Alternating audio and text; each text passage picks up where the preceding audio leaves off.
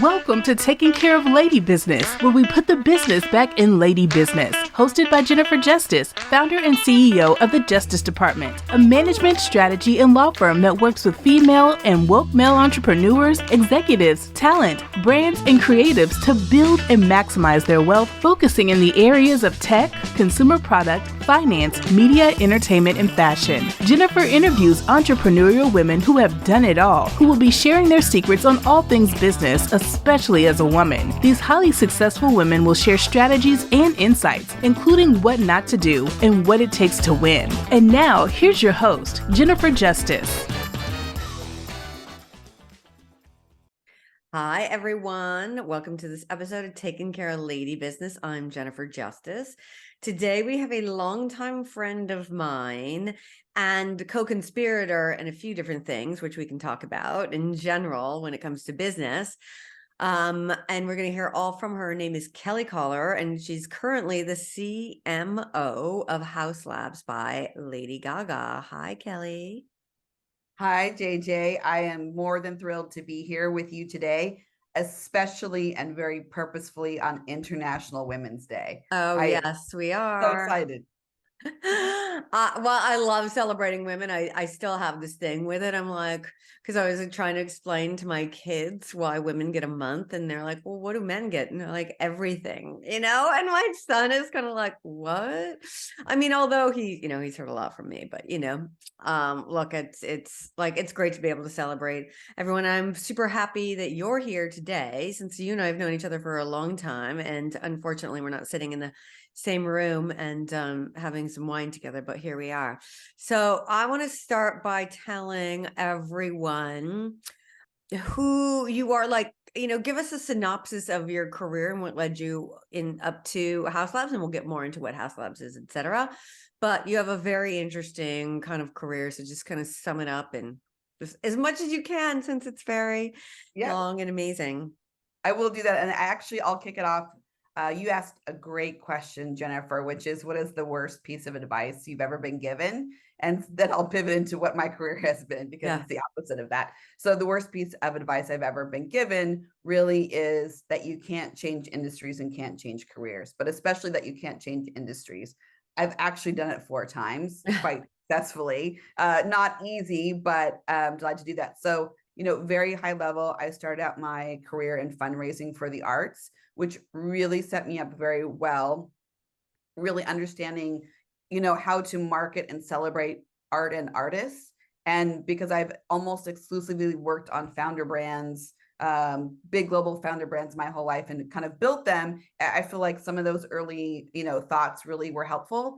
Not to mention, when you work for a nonprofit in the very beginning, you learn how to be very scrappy, very clear in your messaging, and how to really leverage, other people and ideas to make something much bigger because you have a small budget. So really that set me up for working with startups. I didn't know it at the time, but like those kind of 2 things set me up. And then after fundraising for the arts, I left to go pursue a career in design and branding. And I loved doing that. And I'd gotten so, into talking about business strategy and how, graphic design, branding campaigns would change the course of a business, that I went to go to a global design agency. And it was kind of really a thrill to be able to say, this is my background in the arts. Have I worked for another design firm, heading up branding and business development? No, but here's what I can bring you. And so again, that was that piece of advice proven wrong again. Right. And then after working for global design agencies, again, whether it was MBBJ or Ziba or a company called 24/7, where we built, incredible brands, identities, programs for all kinds of brands like Apple and Nike and Starbucks and the Four Seasons, I left to go work for Sephora corporate. They had this job that had been open for, allegedly, what I heard was about 1.5 years. And they said they were starting a brand new startup division inside Sephora called Sephora Originals.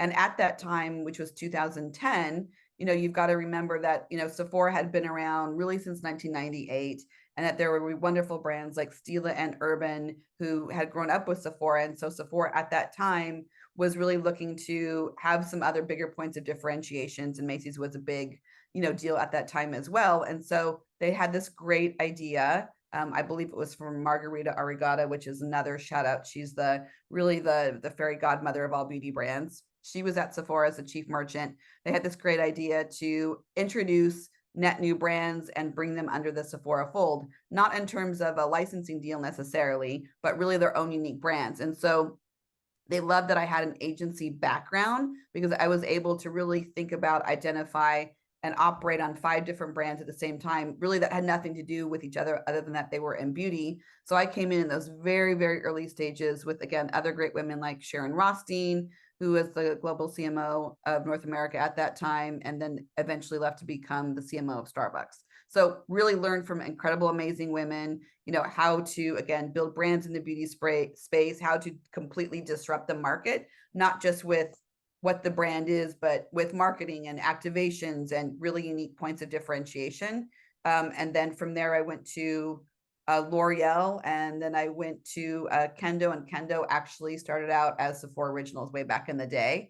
And so the short version is, right before I came to Haus Labs by Lady Gaga, I had been the head of marketing for Marc Jacobs Beauty, Hello Kitty Beauty, Formula X Nail that we had worked on, Elizabeth and James Fragrance, KVD Beauty for almost 10 years. And I'd grown KVD Beauty from, essentially a small brand in the US to a massive global brand in 36 countries around the world. And I was essentially hired at Haus Labs to unleash and create another global rocket ship. And that's what I'm here to do.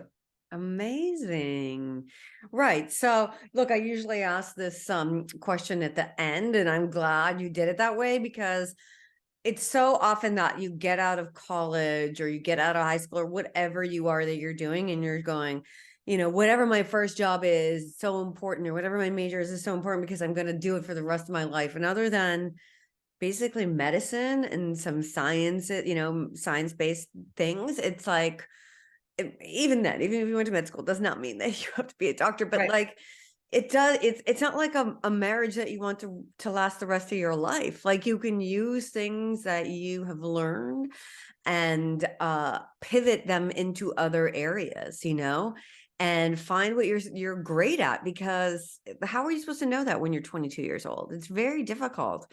And to know that you can try out some things is amazing. So I love hearing about your whole pivot and your whole kind of taking one and skill and building it on another. But let's start with your you're in beauty, like with Sephora to Kendo. How did you how did you know how to build the brand in those particular areas? Well, 2 things. That's a great question.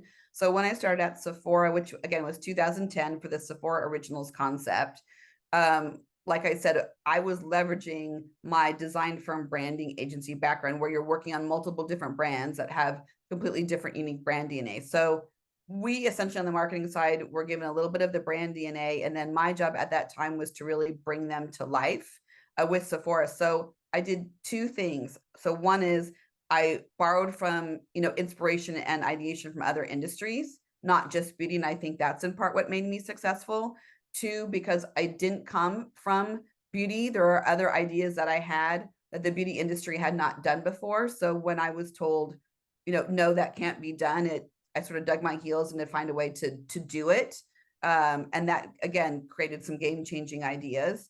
And I think the third piece is I had some really great mentors, inside of Sephora at that time to help me understand sort of the nomenclature of beauty. But at the end of the day, if what you're marketing is an authentic story to a specific audience, and if you are, relevant and you have innovation and you have operational excellence, if you have those 3 things on any, and they're all operating together, you're going to be a success.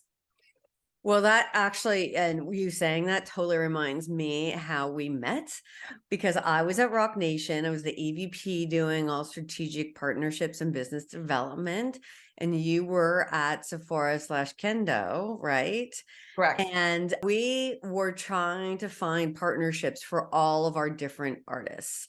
And we're trying to find them not necessarily for money, but for visibility and to get their music out there in unique ways. And so we had reached out to people in Sephora in New York, and we're just completely just like pushed to the side.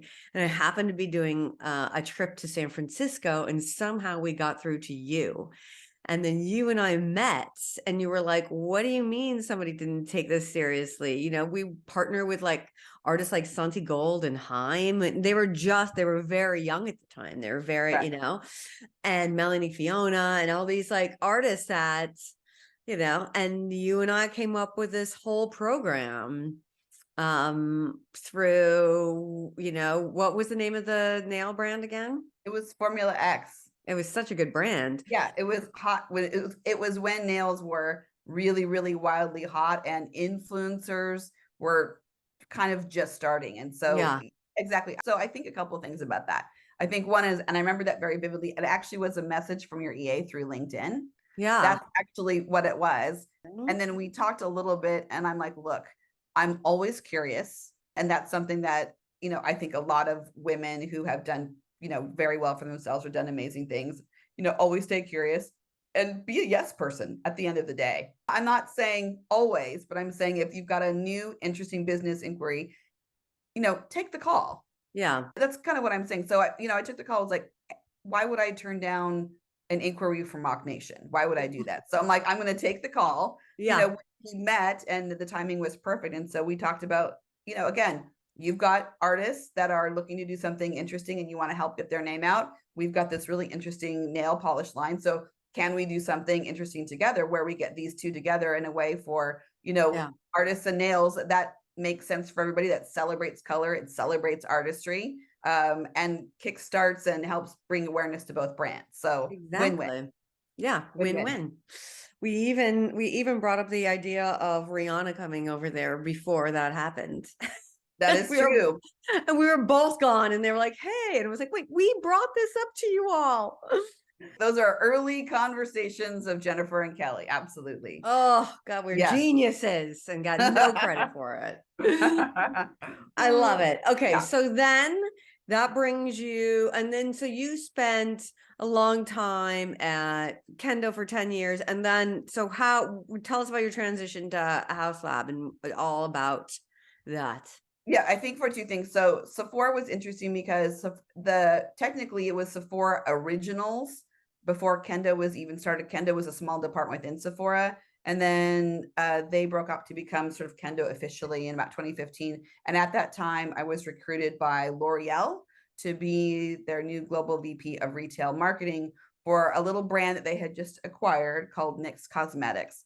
So I helped really work on that positioning. I had, again, another, you know, very interesting, incredible, you know, leader and group of women who were on the mass side of beauty. So prior to that job, I had not had experience on the mass side of beauty. So again, that was another, you know, I think risk that we all took together, but have paid off obviously well for everybody, going from prestige beauty to mass beauty, because it is slightly different. And so that was another exciting time in my career to go from, again, you know, the Sephora Originals / Kendo groups that were very high profile, like I said, like Marc Jacobs, like Kat Von D at the time, Elizabeth and James, and so forth, and then to be focused strictly on one brand. And at that time, L'Oreal had just purchased, or just acquired rather, NYX Cosmetics, and the thought was, how do we really define the brand and take it global? So like with anything, the first thing I did was really sit down and figure out, what is the brand DNA? What is authentic? You know, who are we really talking to? Let's get all of that squared away, even though the brand had been around for a while. Let's make sure that our story, our messaging, our positioning is really meaningful. And even, you know, what, like the tagline Artistry for All, which I helped create for them, like let's actually make sense of the brand on a global scale. So that way we can unlock the L'Oreal powers. And we opened stores, you know, all around the world. I worked specifically with the architecture team Gensler at the time to help develop really digitally first beauty stores. So there were a number of innovations in those stores that had not been on the market anywhere else at the time, which was really, you know, incredible. Like full digital windows. So that way people weren't, reprinting banners and spending money on print. We could do them with the press of a button, using influencers in all of our campaigns. And there were other digital features in the store that nobody had ever done before. So that was incredible because what we were doing was really on a global scale. So it's how do you take something that is already beloved by the beauty community and then scale it and still keep it, very differentiated. So that was a huge brand program, retail program that I worked on. Again, I wouldn't change it for the world, especially being a digital first brand. So there are other things I learned there, more so around influencer marketing, that we weren't necessarily doing at Sephora Originals at that scale at that time. Right. And then I got a call, went back to Kat Von D Beauty because they were going to be launching the brand globally, again, 36 countries around the world.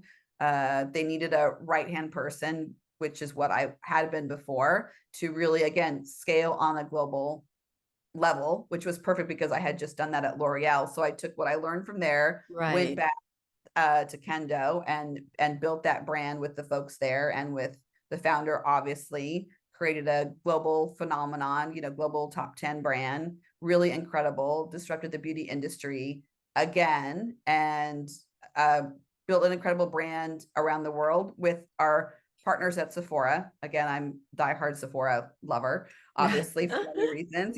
We've done well by each other. And then, after the brand became 10, 12 years old, time to do something else. And so it was wonderful that I'd had a number of opportunities at my front door for what's next.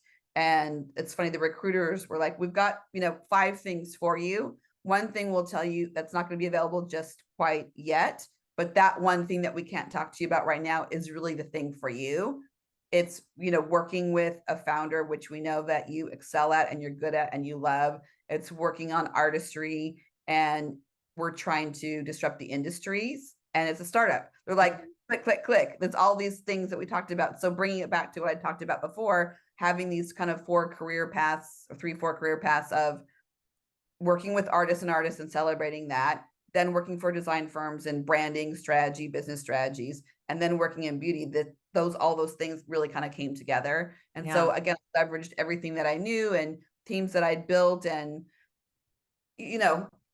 winning thoughts and mistakes I'd want to correct or ways to do differently. And then that brought me to Haus. The CEO, Ben Jones, is really an incredible leader. And he came to me and he told me that they wanted to reinvent the brand, what Gaga's vision was. And of course, she is a futurist and she is an innovator. So the brand would be built on futuristic formulas and innovation. And I said, I'm, again, always curious, completely intrigued, would love to know more. Walk me through that. And what does that look like? And he said that I would be a key part of the brand reinvention with the team and with some other folks that they had hired. And so that became a really pivotal moment when I had a number of opportunities on the table to really look at, what it is that I wanted to do. And, a part of me wanted to go work for like a small skincare brand without a founder. I only because I had worked on founder brands for so long between Sephora Originals and Kendo. So I was in many ways looking to do something else. But the idea of disrupting the industry, again, with an idea that I thought was very intriguing, again, building a brand based on like really incredible proprietary and patented formulations, and being more sustainably minded and wanting to do something which was around clean beauty and artistry was very exciting. Yeah.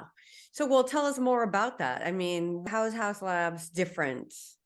Get down to like the nitty gritty of I think there are probably like a handful of key points. I think one is our positioning is very much a white space in the industry. So Jennifer, that there are, a wide amount of clean brands, but clean artistry is a very clear white space, because this essentially means you're going to have very high performance, high pigment, high tech colors that you don't get with other brands. So we are doing something different in the clean space that hasn't been done before. So that, again, this idea of supercharged clean artistry powered by innovation, that key positioning that I worked on with the team is very much a white space. And the other piece of it is why the products are different too, isn't just the clean and the high pigment piece, which is again critical, but it's also that all the products are supercharged with like I said, proprietary or patented skincare ingredients. So at the end of the day, we are not just kind of good for you, good for animals, good for the planet, but our products are also good for your skin. And so it really, to me, is this holy grail of like next gen beauty products that hasn't been on the market before. Amazing. Right. Because you usually think of clean beauty and you kind of think of like muted, softer, not really. And I assume she found it because there's white space for her, right? I mean, that's usually Absolutely. I mean, this is her vision. Again, she's a futurist, and people look to Gaga for innovation.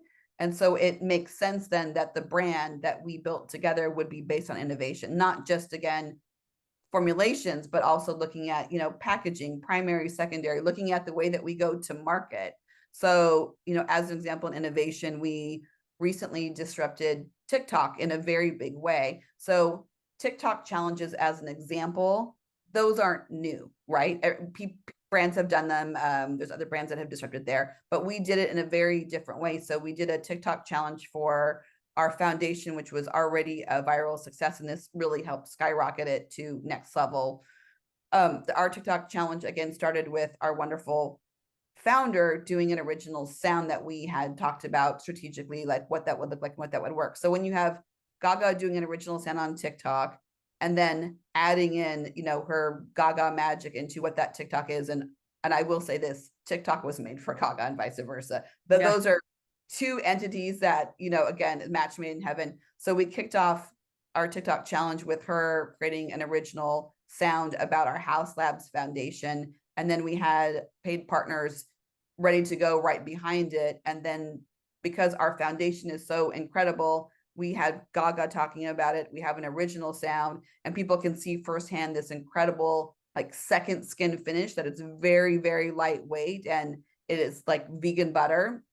Nobody could believe this like sensorial effect. So when we put all of these things together, it just created this incredible momentum in addition to the marketing that we had going at Sephora. So then at the end of the day, as of last week, we had 9.5 billion views on that TikTok challenge.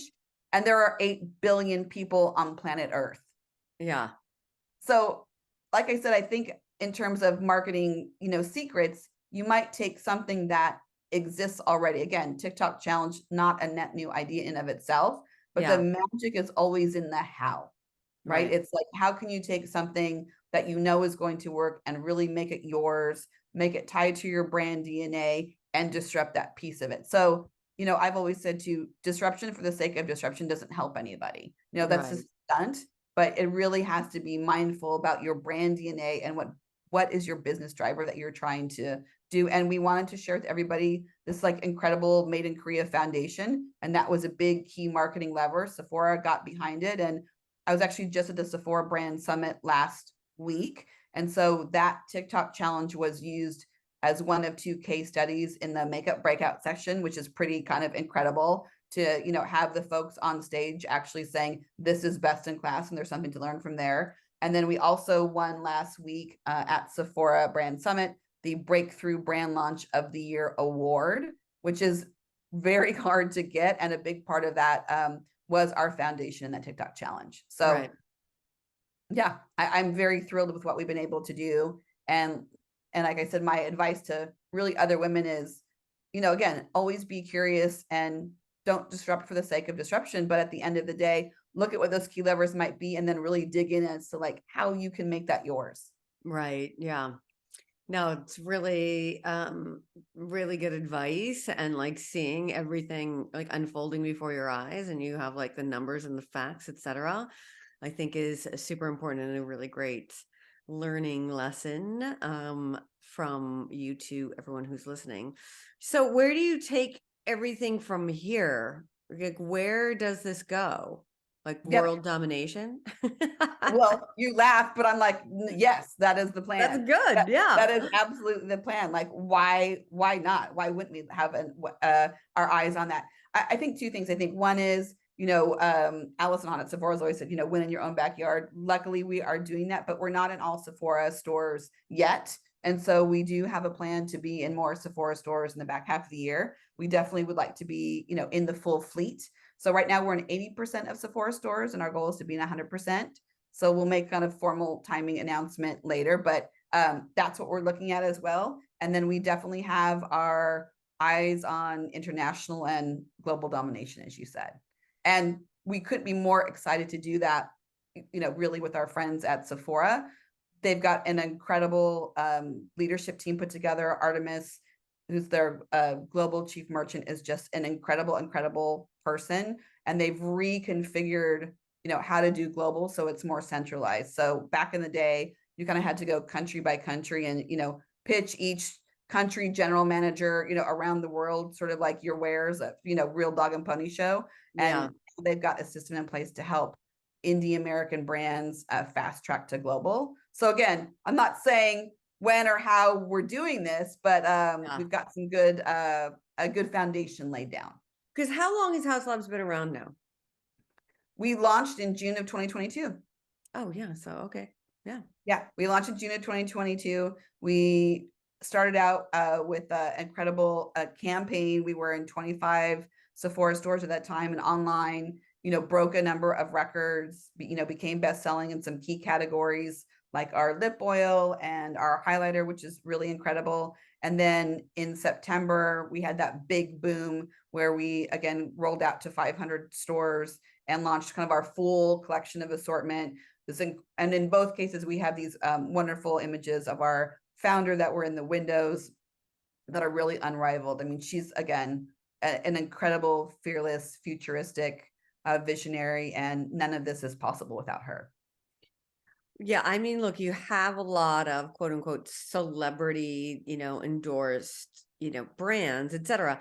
And it does help when you're preaching, you're using what is authentic to you, right? And most artists in particular, if you take anybody who has one of these lines, it kind of speaks to who they are. But then to take it in another level and not just because a lot of this stuff is just white labeled in factories, which people don't understand. And then you slap your name on it and then it becomes really, really big and you can say whatever you want, but like, is it very good for you? Like I have sensitive skin. So I've had many, brands that I put on and like my eyes are like scratchy and itchy and I take it off immediately or they give me a rash or, not to mention the fact, so if that's not good for my body or my, skin and like what's it doing to the environment on top of it, and I think obviously as we're starting to see all the damage that we've done for it to have, a bigger impact or less of an impact really, a bigger impact on the society and less of an impact in the environment, it's so much more important, I couldn't agree more. And that's why even on our site, houselabs.com, again, we have an incredible digital team, as well, just absolutely incredible. We've got a section on our sustainability journey. So the whole positioning is, again, like I said, it's kind to animals and it's kind to your skin and it's kind to the planet. Are we 100% there yet? No, in terms of kind to the planet, but we're on a journey. Yeah. And, packaging is chic and sustainably minded. And we're looking at things like, even our fixture system in Sephora it has sustainable elements to it. Our, Haus Labs headquarters is LEED Platinum certified. So we're doing what we can to make a difference, not just to the environment, but again, to your point, to your skin, and of course, being vegan and cruelty free too. So, yeah. And that makes sense for our brand. We've got 3 key brand pillars: it's art, science, and kindness. So it makes sense that as a brand, we would be kind to, all of those key elements. That's something that we definitely do. Awesome. That's amazing. And so, what we've heard a lot of things that, we've done over the years and you've made amazing, moves, etc. Are there any things that you wish you would have done better along the way in your career? I'm going to say this, no regrets. Good. Actually, I'm going to say no regrets. It doesn't mean that maybe there weren't some campaigns along the way that I wished were, different, but you don't become the person you are without, saying yes to maybe in some cases more things than you can handle, challenging yourself. So no regrets, honestly. I mean, that's what I think. And I think, yeah. JJ, I think you also, in my mind, you are of that same ilk. You've had like a wildly different career, and what you're doing now with women is very different than what you did when you started, but it still speaks to your brand ethos. And And I have to believe that you're probably the same, right? Yeah. I mean, look, Right. at hindsight's 2020. It's hard to say, because if I didn't do the things I did, would I be here right now? I don't Exactly. know. I don't know if the whole sliding doors theory is true or not, you know? But I definitely agree to your whole, like, let's be curious, let's keep your mind open, to deals. It's like, it's very rare that something's just a straight no. I even like just punt stuff to my assistant and say, can you find out more information on this? Can you know exactly what XYZ, or at least do research to see if they're real and not like, trying to punk you or something like that. When you Right. represent only women, I know there's, people trying to like come at me if I don't represent men, that kind of thing. But it's like, ultimately it's like, you never know what's going to happen. And I also want to try to help as many people as I can. So if I can't, then I try to like at least refer somebody. But staying open and curious, and like the fact that my assistant Tara Thielman, who is awesome, like was still like going, like, we will find an in to Sephora because this makes perfect sense. And we had a great partnership, and it really helped a lot, each other for that. And that nail line was still so good. Yes, I think so too. And I think, I maybe the last thing which I'll say, because I know that we have to wrap it up soon too, is I also often get the question, other advice that I would give to, say, entrepreneurs or other women, or even, other female leaders. And how I have always led is really with two things, being kind and being brave, and leading with big hearts and big ideas. So that's what to me it's all about. It might take you longer. I mean, in some cases, it's certainly true, and beauty can be this way too, that nice girls don't always get the corner office. I would say that might be true, but eventually you'll get there. So maybe it takes you longer if you're a person who, leads with your heart and with kindness, and with big ideas. So you have to maybe be a little bit more patient. Yeah. When I talk about that stuff, I don't think it's about nice girls don't get the corner office, but there's a difference between nice and being kind, right? It's like, Correct. there's a difference between like always, like nice girls are the ones who are like, of course I'll go get the, the water for you every time, right? Yeah. To be But clear, being that's not kind what is I'm saying, saying. you know what, you've asked me many times and I don't think it's fair. You know what I Right. mean? And so that there's a difference in that. One's being a pushover, honestly, and the other is standing up for themselves. Correct. And so when people are like, we need to be nice in a negotiation, I'm like, no, we're not. No, we don't. That's Yeah. not. It's not being nice. I will be kind to the other person and respect them, but I'm not going to be nice. Correct. Correct. Yeah. Let me be clear. By nice and kind, I do not mean submissive. Yeah, exactly. Obviously, I wouldn't be sitting here where I am today with Well, you. of course not. It's a person. Exactly, exactly. I just want to be clear for everyone else to understand like what that difference is. I was just giving advice to a client of mine this morning who like feels bad the company's in a situation, and I was like, that is not your responsibility. You've No. given all you can. It's time for you to move on. You know what I mean? And she's like, oh my God, you're so right. Like, who's taking care of you? Who's taking care of your family? You got to do those things. So I totally agree with all the concepts. So we're totally on the same page. And, and I just like to like define it further for the people who are listening so they understand, that you can be a great and empathetic boss and not be a pushover. That is exactly right. And yeah, to your point too, being respectful in a negotiation, absolutely, being mindful, yes, but you got to go after what is right for yourself. hell yes. Brand. For sure. Yeah. Absolutely. Yeah. Negotiations, I actually like them, to be perfectly honest, because I've done them so many times that I know how to get to a win-win, and I've got great experience for what's going to work and what's not. But at the same time, you leave a part that's open. You're like, I didn't think about that. That's interesting. But you go into it because the whole idea is win-win. And in your heart of hearts, I would even say for negotiations, if there's something that that is just not right for your brand, definitely dig in. Like, if you know what I mean, don't let that go. Yeah. No, I agree. Okay, so if people want to buy Haus Lab, and it's HAUS, right? Correct. They can obviously go to 80% of the Sephoras. Where else can they find it and find you? So two things. You can go to Sephora.com or Sephora.ca, 100%. And then, of course, you can also go to our own DTC, which again, I'm totally obsessed with. And that's hauslabs.com, HAUSLABS.com. And you'll find, again, more, in-depth videos. You'll find some, additional images and assets to guide you along your purchase. And then we're going to be launching something new and exclusive there on our site in a couple of months. So definitely sign up and don't miss out, because you want to be the first to know. I love it. Yeah. This has been awesome. It's so good to reconnect with you and to see you succeeding, as I knew you always were anyway. But and I'm excited for all that Haus Labs is going to do in the future. So to everyone listening today, thank you for tuning in to this episode of Taking Care of Lady Business. Until then, I'm Jennifer Justice. Thanks, JJ, and find me on LinkedIn. I do actually look, and you're proof of that. Oh, amazing. She does. I love it. Okay. Bye, everyone. Bye. Thank you so much for listening. Appreciate it.